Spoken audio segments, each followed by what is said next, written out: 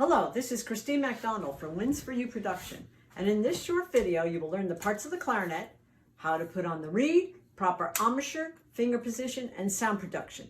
The clarinet has 5 parts, but before we put them together, let's wet our reed so it can vibrate well. The reed must be wet because the reed is actually going to vibrate. The top part is so thin that when we blow against it, the top part's actually going to shake and vibrate. So we need to wet it. Basically, I would say put it in your mouth for a couple minutes, run it under some water, or you could also do what I do, have a glass of water nearby, keep it in a glass of water, or dip it in and just let it soak there. So my reed is going to wet itself there, and now we're going to start with the parts of the clarinet. We're going to take the bottom piece, we call it the bell because it looks like a bell, and I'm going to hold that, and I'm going to take the next piece, which is the bottom joint.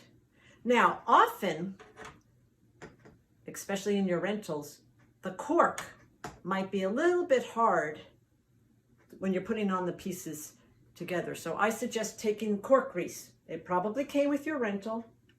It's kind of like chapstick for the clarinet, and you're going to put a thin layer on the cork like so. Okay, so I'm going to hold the bottom piece. Notice I hold it here. I don't grab the keys here, and I don't grab here real hard. I'm kind of grabbing it right here.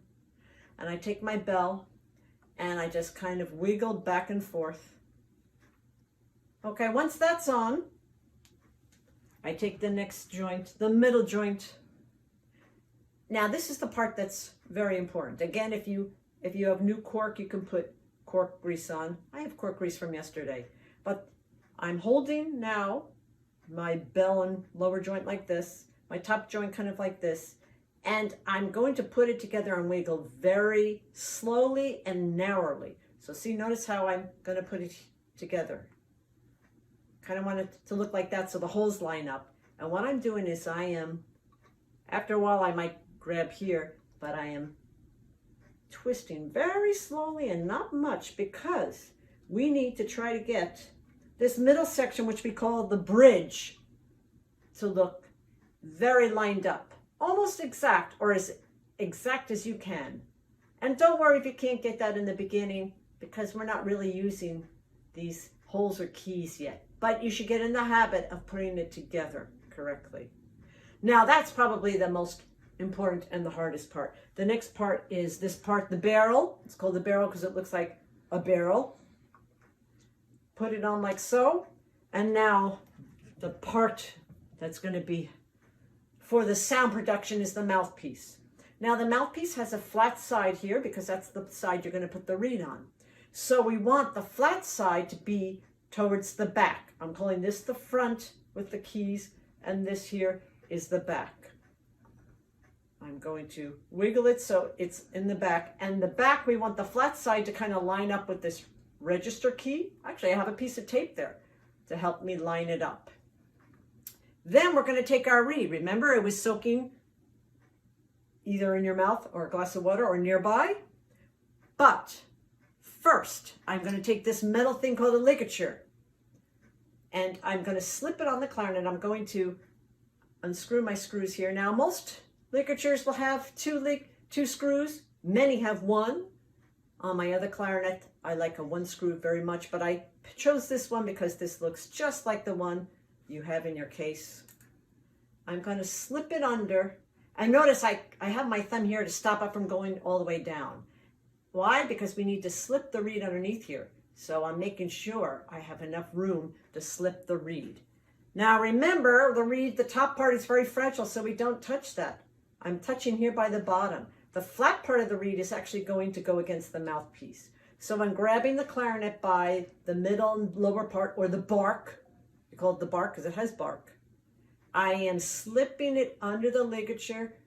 You'll get used to this after a couple tries. And then you wiggle it back and forth to try to get it straight and aligned correctly. Notice I have it straight, and you can see just a tiny bit of the black mouthpiece over it. That's good. Once I'm satisfied and say, okay, that's pretty straight, then I will tie on my ligature. Make sure the ligature is on the bark part. A lot of times my students have it way up here. Then the reed's not going to vibrate correctly. Make sure it's below the hump here and it's on the bark. Okay, now it looks like we're ready to play, but the first part of sound production is actually going to be without the whole clarinet. We're going to now just use the barrel and the mouthpiece and talk about how to make a sound. First, we have to make a good embouchure, which means using our muscles in our lips and mouth correctly to make a sound. With the clarinet, we're going to say the letter Q. Q. Notice when I said Q, my chin is flat. Tiny. Some of my bottom lip is over my bottom teeth, not all of it. Q. And the corners are a little bit firm here. That is actually the perfect embouchure for the clarinet.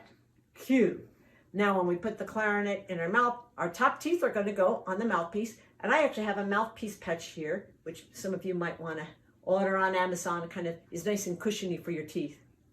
I say Q, and that's our embouchure. Notice also my angle. It's not like this, and it's not like this. Okay, now we're going to take a big breath. We blow cold air, and let's see if we get a sound. We should. It's actually a concert F sharp.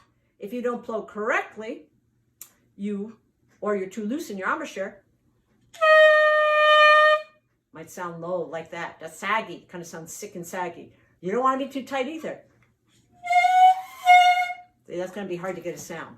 So, Q, cold air. And try to see if you can sustain the note for a couple seconds. Always making sure you're taking a deep breath.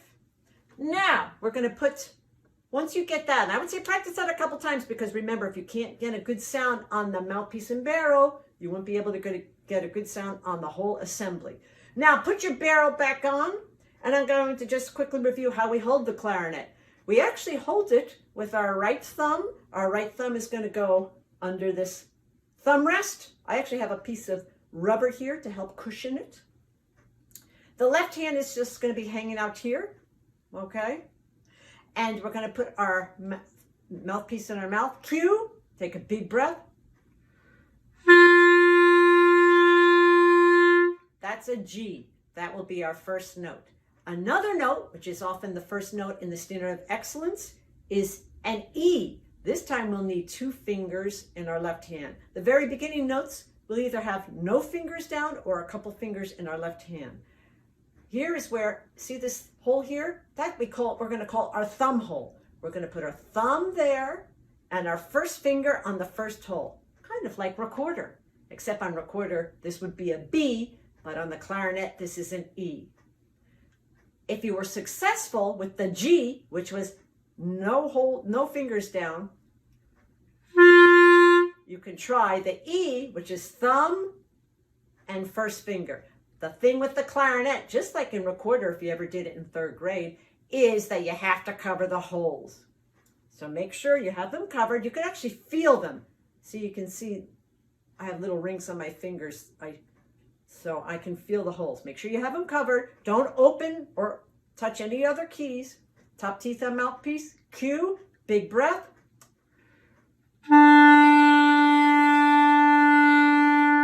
And there are your first 2 notes on the clarinet. Keep practicing, and I'll see you next week for the next lesson. Thanks a lot.